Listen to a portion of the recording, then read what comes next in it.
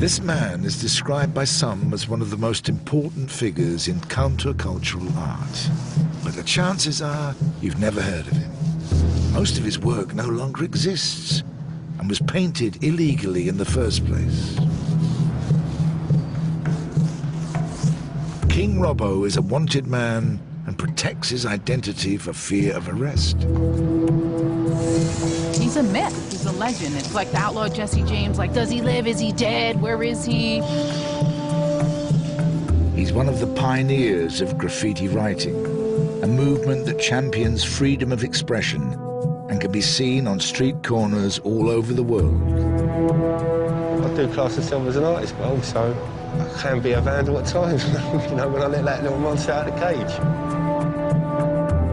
This is Banksy, the enigmatic street artist who also came from graffiti, but has sold a popular and commercially successful version back to the world. Counterculture is against hedge fund managers and bankers, you know, and they're the ones who don't buy Warhols and Picassos anymore, they buy Banksys. But while Robbo's graffiti writing is reviled and criminalized, Banksy's street art is feted by celebrities and endorsed by the authorities. There's someone saying, clean it off, and if it's a Banksy, leave it. The differing treatment of Robbo and Banksy is symptomatic of a wider battle between street art and graffiti, and until recently, both men were a universe apart. That was until one of them committed an act deemed so hostile, it shocked the graffiti world. It's caused fights. Blood is drawn for the disrespect that it caused. And started the most divisive art feud since Matisse and Picasso.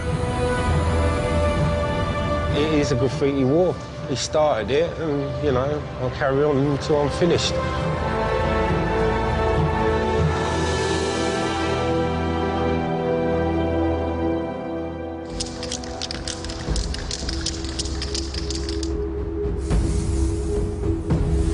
King Robbo is an international graffiti legend who's kept his identity secret from the authorities for over 25 years. A founding father of the British graph scene, he achieved infamy and respect in equal measure during the 80s, when his tag appeared all over London's trains and underground system. This is the tag, the R, the O, the B, and the O. And there's my little devil tail that comes through it. This is your basic tag. Well, it's not a basic tag, that's the best tag you'll ever see. After a tag, you'll get the one-letter throw-up. There we go. And it's all just one movement. It's to be done quickly, and it's a baby R. It's my baby. This was like my trademark in the 80s. It was on every train going.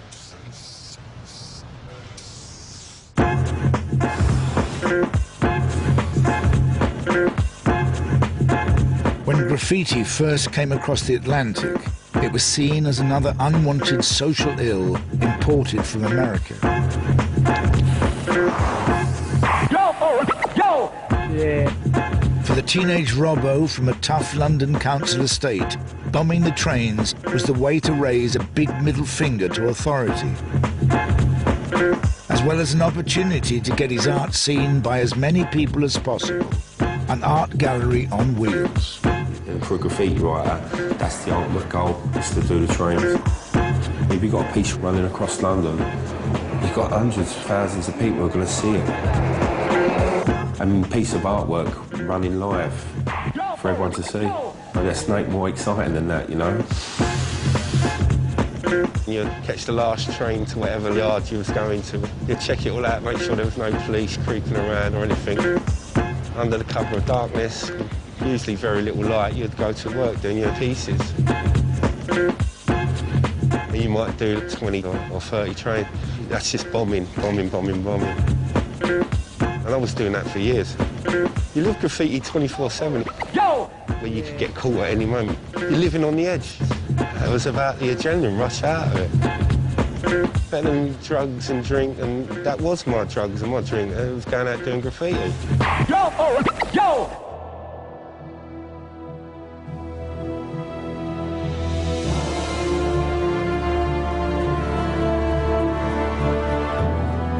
Robbo's talent and ingenuity made him the undisputed graffiti king in London in the 80s and early 90s. The reason Robbo has got so much respect is because he worked out how to get in pretty much every train yard in London, you know. Before anyone else was going to any of the yards, he was the one who worked out, you know, how to get in, how to get out, how to do it properly. He was the one who smashed it all city. Like, you can't really have any more respect for anyone, and anyone who's got the most remote idea about how graffiti works would automatically know that.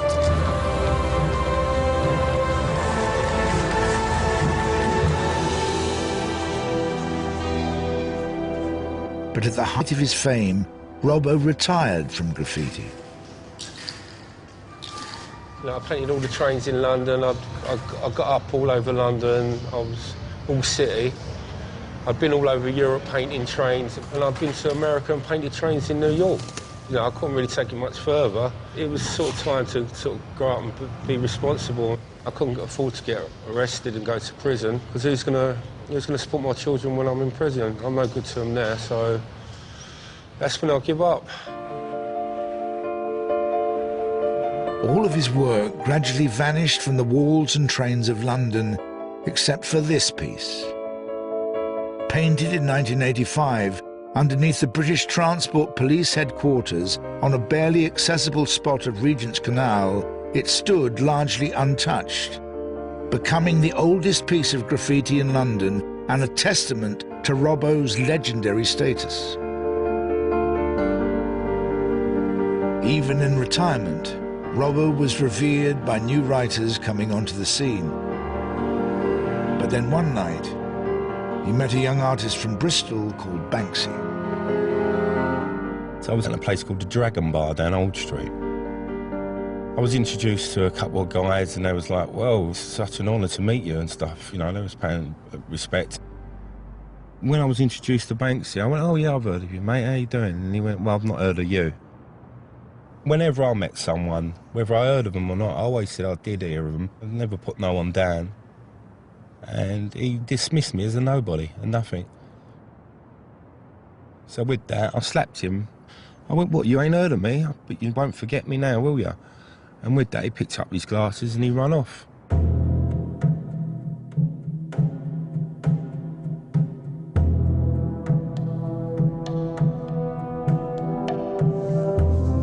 Ben Ine is a graffiti writer turned street artist who has worked with both Robbo and Banksy. He's aware their differences are more than just personal. I knew of Robbo a long time before I met him. He was definitely one of the graffiti writers that I would kind of look up to. I've been out painting with Banksy a few times. Different doing street art than doing graffiti. Going out with Robbo, it'd be like a can of paint and just trying to do tags in places when people aren't looking. And then going out and painting stuff with Banksy was kind of, we'd work out where it was we were going to paint it, when we could get away with it. A lot more thought went into it, a lot more preparation. Banksy didn't seem to make much of an impact as a graffiti writer, so he tried something different. Stencils. Sometimes of rats and human figures, sometimes of images borrowed from popular culture. I think what Banksy does is clever. You know, it appeals to people, it's funny, it's kind of vaguely political, you know, and he presents it in a way that is acceptable. With any kind of subculture, people want to buy into that, and he's done it very well. King adds, the author of many books on graffiti and street art, has no doubts about the importance of Banksy's use of stencils. Stencils have had an unbelievable effect on street art. If it wasn't for stencils, I wouldn't be here talking to a national broadcaster about what was essentially defined as vandalism. Banksy turned to stencils because it was quick, because it stopped him getting caught, and to quote him, it made a picture of a bunny look hard. Stencils took the street art from the street and put a price tag on it, made people want to invest in it. But while Banksy's work gained mainstream popularity, respect from the graffiti world was not forthcoming. Stencils is cheating. Why did he say it was cheating to do a stencil? It's just that graffiti thing that real graffiti writers paint trains and real graffiti writers nick their paint and real graffiti writers do everything freehand. And using stencils is cheating. You know, street artists make work to sell work, to make money, to have shows in galleries, and all of that goes against what graffiti is all about. You know, graffiti is kind of about male ego and damage, and graffiti's got a lot of self-imposed rules. However, Banksy doesn't play by graffiti's rules, and never did.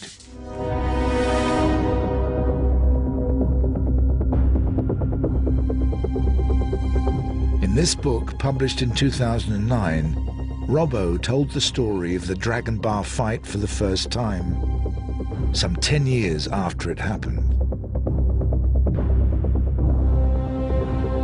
Shortly after the book came out, Banksy attacked Robbo's final surviving piece of work and turned the famous canal-side piece into this. I was angry that he'd crossed the line by wiping out a bit of history.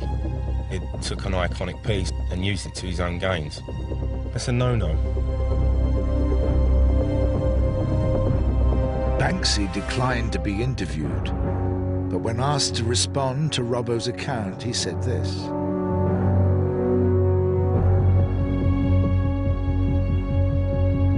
Banksy also supplied this photograph and says the canal piece was in such a bad state he didn't realize he was painting over a piece of London history.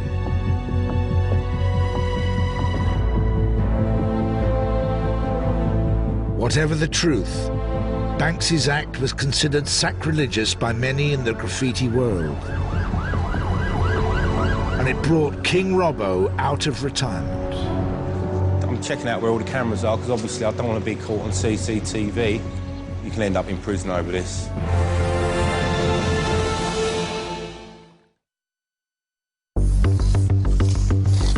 Graffiti writing has a strict code of conduct. One of the most important rules is that you never incorporate a piece by another artist into your own work without their permission. As Banksy did to Robbo. Well, for a piece to exist for 25 years in central London is like an Aztec temple or a Mayan ruin. Robbo's old piece was there for years. It was like an institution.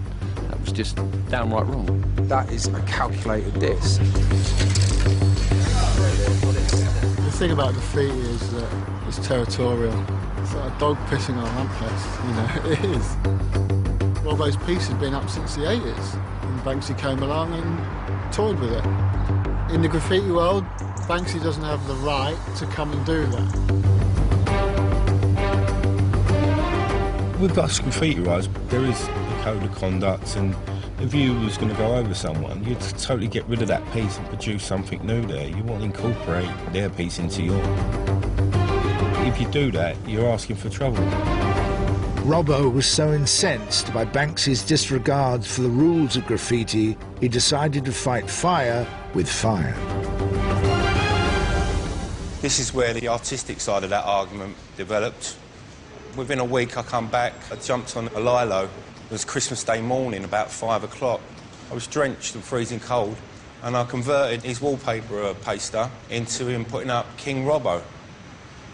And then he put the FUC in front of the king, so it was fucking Robbo. So I thought I'd come down here and get rid of the FUC, but now he's just had enough, and he's he's painted over it. It may have been Banksy or his fans, but the graffiti war continued along the canal. Banksy put quite a good one, actually. It was, I don't believe in global warming. Blanked out the global, and I turned it into war. So it said, I don't believe in war. And next year I went, it's too late for that, Sonny. He painted over it all and then put a bird with a roller head. And then I come back and I put, he's not the Messiah, he's a very naughty boy. Robbo, Team Robbo. Team Robbo, it stands for anyone that believes Banksy done a wrong move by using someone else's artwork. And once you agree with that, you're Team Robbo. It's a loosely knitted thing. It ain't a crew where you've got to be invited into it. This one here had like a very thin fishing, and he pulled out a Banksy tag. I got rid of the Banksy tag and I put a placard up there saying street cred. He's not got no street cred with real writers because they just think he's a sellout who lives off graffiti. When I put street cred, he put a no fishing sign. It's just pretty lame, really. What started off as tit-for-tat one-upmanship between Robbo and Banksy degenerated into a wider battle of vitriol and personal insults between Team Robbo and Banksy's fans. Then Robbo called into question Banksy's artistic integrity. He nicked the rats from Blek the Rat from France. He was the original rat stenciler. So I bought Banksy the Rat, so everyone gets the connection with Blek and Banksy.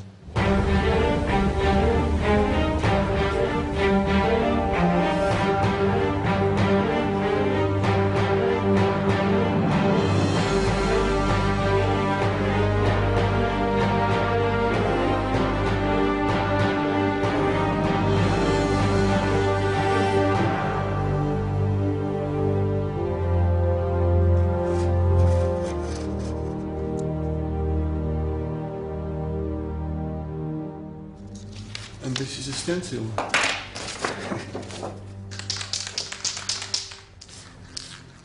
This is my original rat that I used to spray in the streets of Paris in 1981. As an art student in the 70s, Blek visited New York. The graffiti he saw there inspired him, just as it would Robbo to produce his own graffiti. But Blek wanted to create a new style. Instead of freehand letter writing, he used stencils, first of rats, then of human figures, often with a socio-political message. One of the pivotal moments of street art was when Blek was inspired to start stenciling full-size figures in the street. That's when street art began to find its voice. It wasn't a tag, it was saying something. It must have been insane walking through Paris in the 80s, and you turn a corner and there across the street would be a figure. It's almost ghost-like.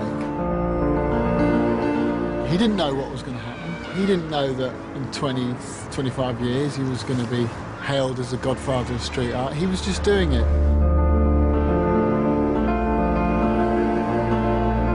Nor did Blek realise that his own very individual style would be so closely replicated on the streets of Britain.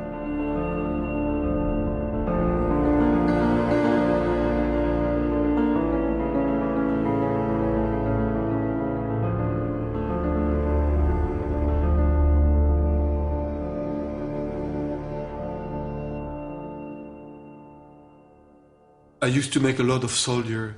When I see Banksy making a soldier, or when I see Banksy making a Madonna with a child, or when I see Banksy making rats, of course, I see immediately where he takes the idea.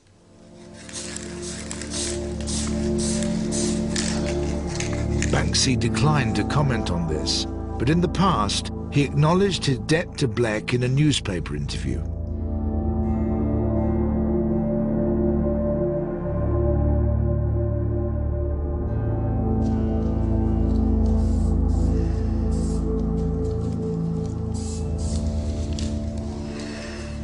Do you feel a bit cross and a bit angry?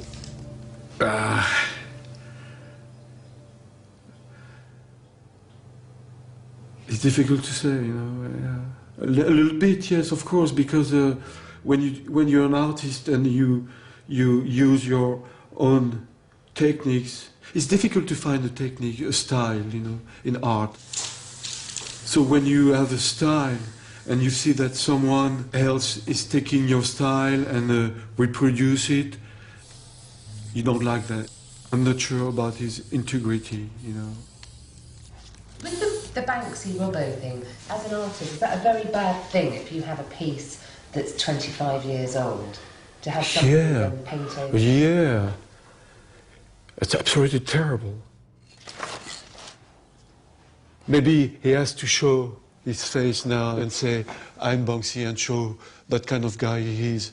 Because it's true that some people say, oh, Banksy is a prick, and other people have, a lot of young people, they consider Banksy like a god. Yeah.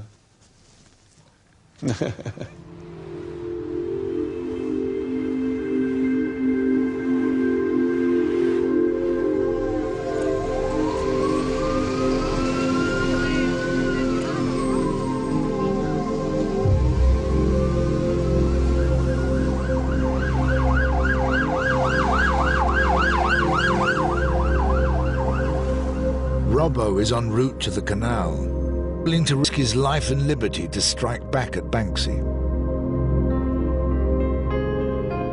You've got to jump around a spiked fence, and then cross the train tracks. You've got to be concerned with the electric rails, because that'll liven you up. A lot of thought and a lot of planning goes into it just to cut down your odds of getting arrested. You've got to know where all the CCTV is. You turn off your phones, pull your batteries out your phones, so you can't be tied to any masks. Everything goes to plan, and a bit of that ended up in a police cell. Job done. Lovely. What happens if you do get caught? Do you run? Oh, yeah, I will bolt. Don't worry about that. I don't want to get arrested. I cut down and do the odds as much as I can, mother. The rest is in the hands of the gods. From this point on, Robbo's wearing a head-mounted vision camera. He wants to show what's all in a night's work to the graffiti bomber, but is something rarely seen by outsiders. If caught, Robbo could face years in prison.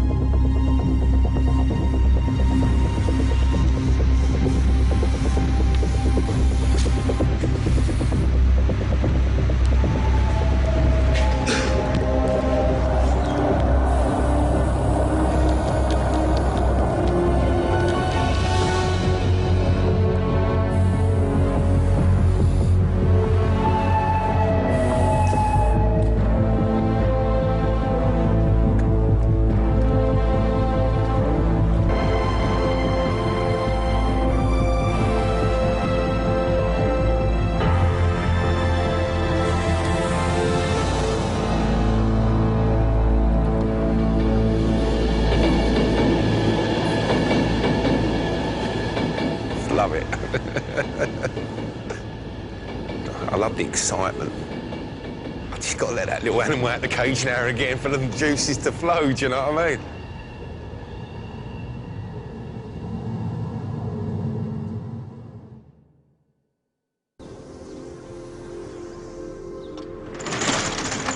A short walk down the towpath from the scene of Robbo's battle with Banksy, the graffiti war is raging on another front. Within Islington, we're trying to make our borough as clean, green and as attractive as we possibly can. Our policy on graffiti is that we don't allow graffiti. Graffiti is criminal damage. So people who are spraying graffiti onto walls or tagging are committing a criminal act. Yes, we have arrested people. We've been successful in taking a few people to court. And 2 or 3 people have actually been sent to prison for the mindless vandalism that they've caused. Above the graffiti writing that Martin and Darren are removing, a piece of street art is being left alone. Some people might say they're more or less the same. And why are you taking one off and not the other one? Yeah, that is the argument with art, or what you call art or graffiti. I mean, to me, personally, you should remove everything, really. It's hard to decipher what is art and what is vandalism or criminal damage. If we come across a piece that we're not sure of, we have to take pictures and then give it to our manager, who will decide whether we can remove it or keep it. As the head of service, I do have some discretion, and with regard to street art, there are pieces of very attractive street art that feature in books and calendars and magazines and websites. With some of the Banksy work that we've got, my personal opinion is that they are very artistic. I genuinely believe that it does add value. So when you say add value, what does that mean? Well, the stuff that we've got, there are groups of people that come to look at this kind of work, because work of Banksy's has been sold off for huge sums of money. Does it add value? Is it art?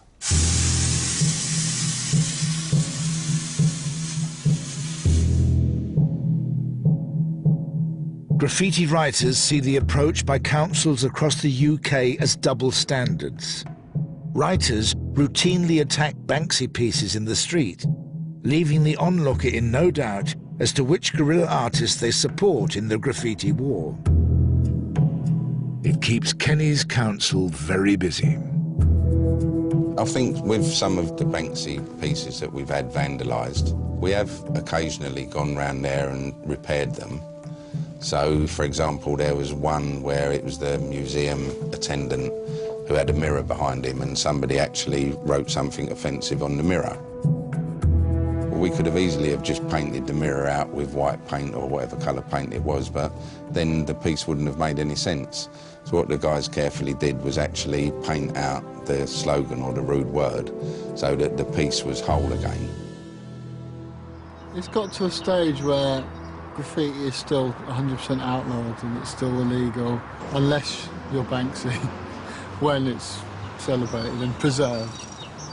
Which is, you know, that's good for Banksy, but it's kind of unfair on all the writers, because whether it is graffiti, whether it's street art, you know, when you come up before the judge, does the judge ask for a definition? Is he a graffiti artist or is he a street artist? Is he street artist? Oh, that's okay, we'll let you off. Graffiti? No. When asked to comment on being given preferential treatment, Banksy said this.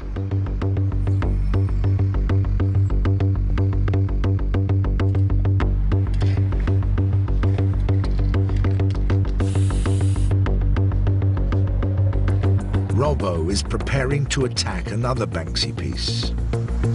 Where's the camera looking? But while Banksy is protected under perspex, Robbo risks arrest and prosecution for criminal damage. See how quick and easy it is to do with a stencil. No skill whatsoever.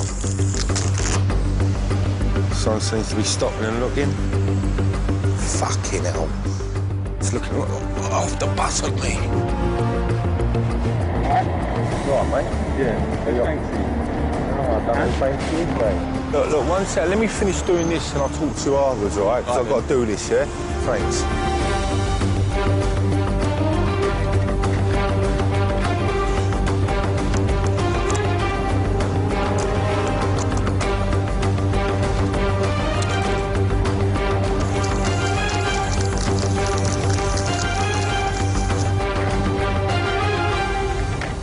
It's as easy and simple as that with a stencil.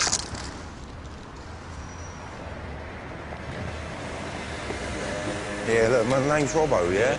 Been having an argument with Banksy for years, since back in the 90s. I fell out with him.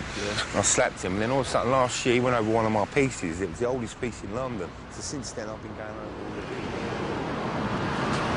Burnt another fan. Love it.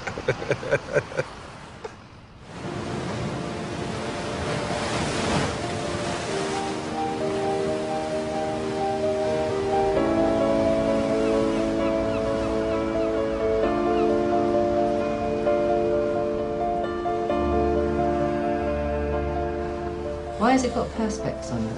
Because someone from Team Robbo chucked paint over it and put a little Hitler moustache on the kiddie, and the council came down. They cleaned the graffiti off of it and stuck a sheet of perspex over it, and now it's protected for all eternity, so everyone can appreciate it, which is quite funny. The irony of councils cleaning graffiti off of street art and then protecting it. It's pretty mad.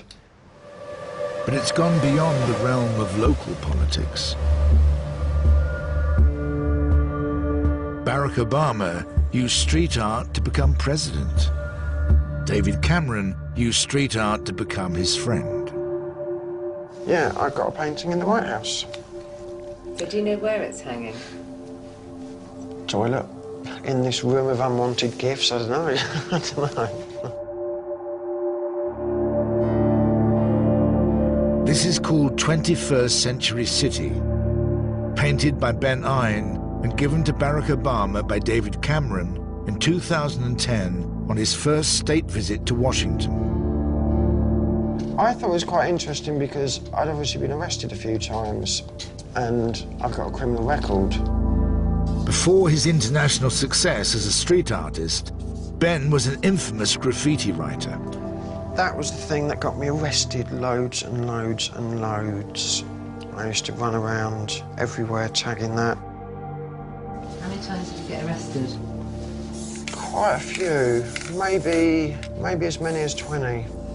I'd been arrested so many times and had so many fines that I was kind of giving the judge no other option but to send me to prison.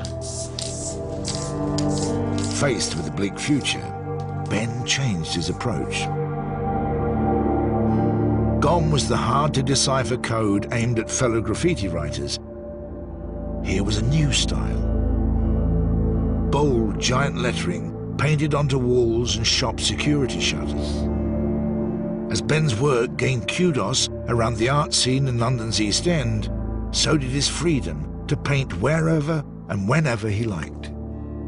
I've painted some really, really big walls that have taken days to paint, and I've painted them in broad daylight without permission.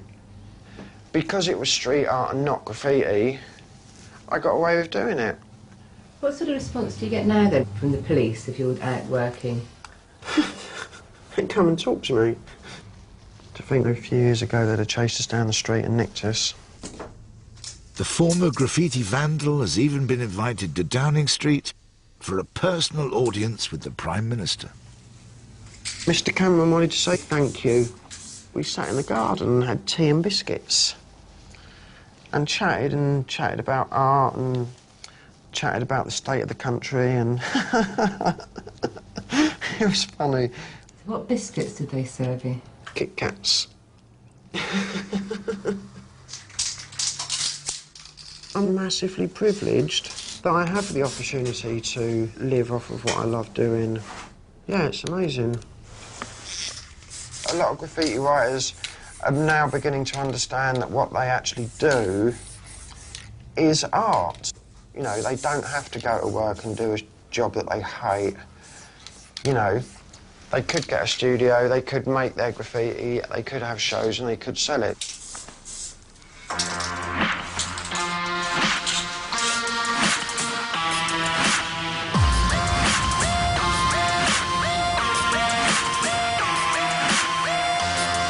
This is Mecca for the world's best street art and home to the galleries that bring it to a wider audience.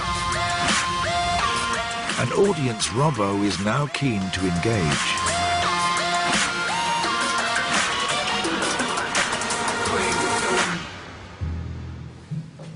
pop Tony down there. You got Tony? Hello? Robbo is being given the chance to make the transition from outlaw graffiti writer to professional artist. We're just curating right now. Gallery owner, Pure Evil, has invited Robbo to stage his first solo show, and he's produced 20 new works of art.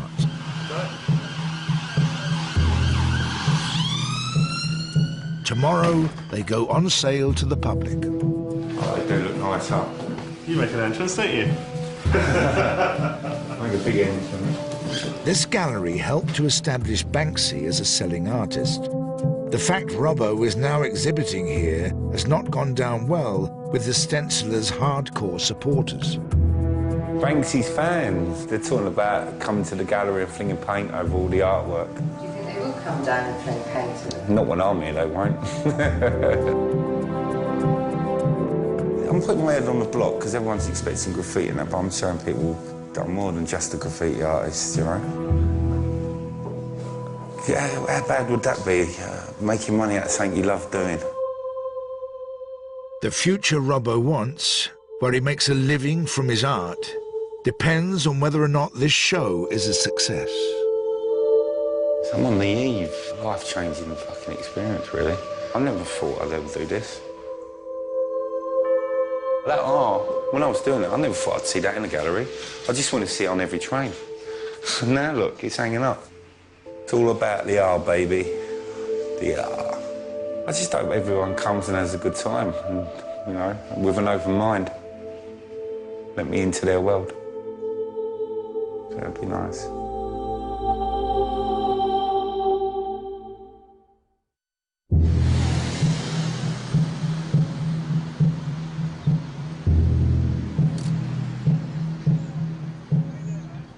It's the day of Robbo's first solo show. With so much riding on its outcome, he's waiting anxiously in a bar around the corner. I've actually had to borrow funds from people to make this work. I put everything into it now. I put all my time and money that I've not really got to do all the canvases and the painting. So I do need to sell something to make it happen, to pay back the bank manager. Tremendous. I mean, he shows us different styles, I think. I mean, you can see the old stuff compared to all the new, and yeah, he's got talent. A lot more than certain other people can mention. I think if I was going to buy anything, I'd buy that one, definitely. And maybe that one.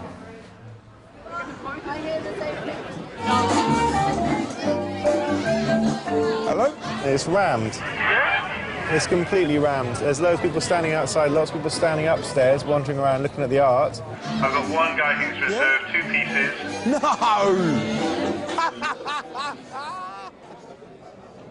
Also spotted in the crowd are 2 members of Team Banksy, a business associate and Banksy's PR agent. Excuse me, I'm sorry to interrupt. Can I ask what you think about Robbo's exhibition? I'd rather not. Is that right? Do you mind? I bet she's just come down to see if I'd used him in any way, shape or form. At the end of the day, all my stuff down there is not slagging off Banksy. Our war on the street is between us. All right, it's entertainment for everyone else, but when I do my show, it ain't about slagging Banksy off, it's about showing people I'm an artist. And that's what I've got tonight.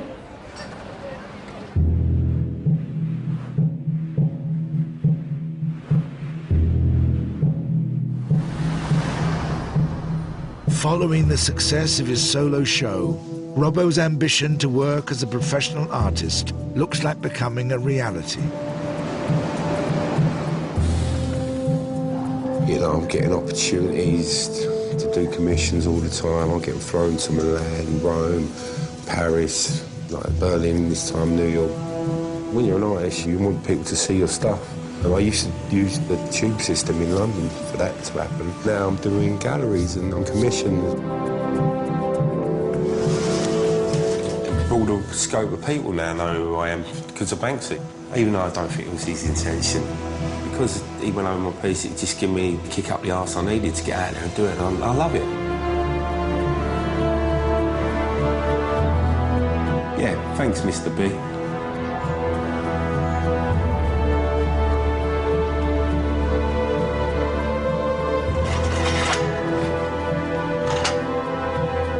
Robbo's been commissioned to promote a film premiering at the Berlin Film Festival, and he's painting a portrait of the film's star on this wall.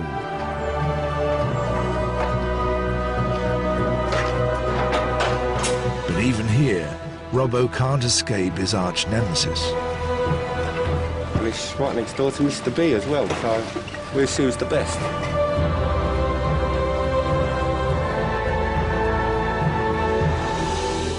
Let the art talk for itself. I'm going to do it freehand, whereas he can only stencil.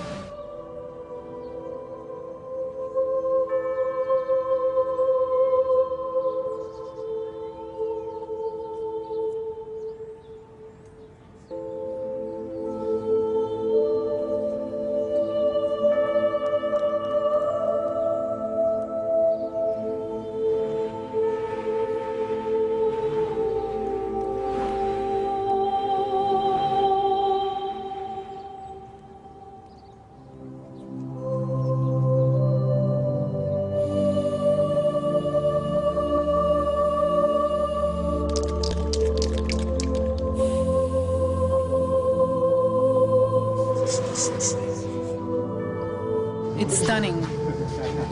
I'm excited for her to see it. Very pleased. I mean, like, come on, who wouldn't, right?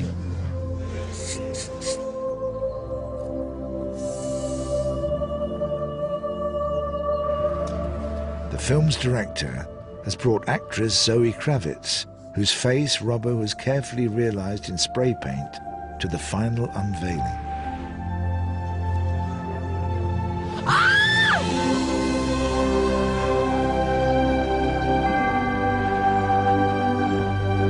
Oh shit! That's amazing! That's so cool! Oh wow! Oh my god, it's so amazing! You know, he stands out for a reason, that his talent shows through his work, and you know, I think it's just the beginning for him, and I'm honored to be part of it.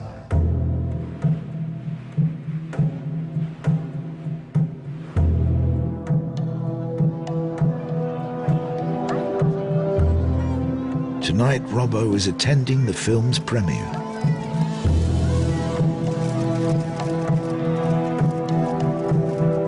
The only red carpet I've ever been on is during the 70s in my granddad's house.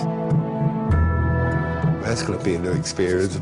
A boy from East London, he's on the red carpet in Berlin, hanging about with directors and stars.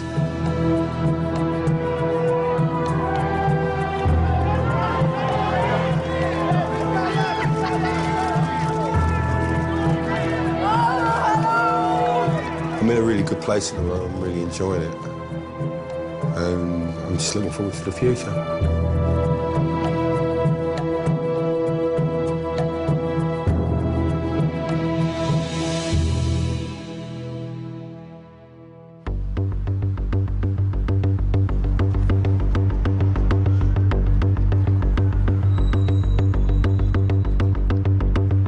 Banksy's gone over my piece yet again, and he's replaced it by what you see over there. He ain't trying to be better than me with graffiti. He'll come and do something like that, some stencils and some chalk, you know. But, you know, I could do that. Who knows, I might even do it.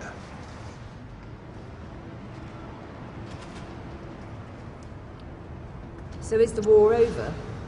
It's definitely not. How can it be now? He's had the last say and I can't have that. With all the walls in London, he's come and gone over one of my pieces, which is not exactly easy to get to, so he's made it personal again. So what's next?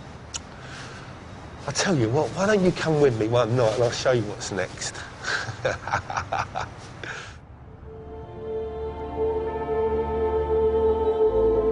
Robbo would never get his chance to retaliate against Banksy. Just days after this filming took place, he was found unconscious in the street with life-threatening head injuries. And he's been in a coma ever since.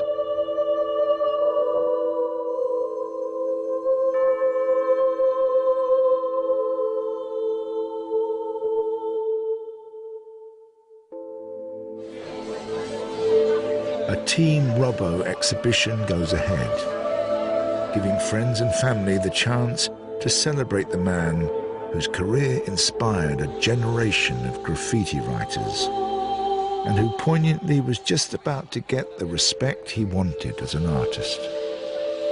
Robbo would have loved today. He'd love to paint art and get paid for it 24/7, you know. And this is another step on the rung on his ladder of becoming a professional artist. I've known him years. He's a fighter. His time's not done. He's, you know, definitely not done. There's so much more for him to do. It's been overwhelming, the amount of support that we've all got, and you know, it makes me proud. He's loved. He's really loved by a lot of people.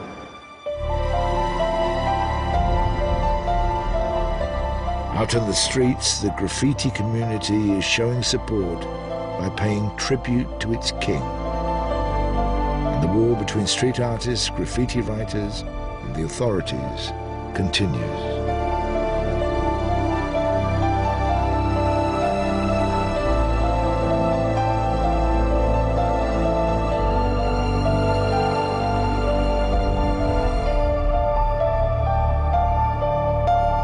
Take a look at the tit-for-tat graffiti wars for yourself in our galleries at channel4.com/graffiti wars.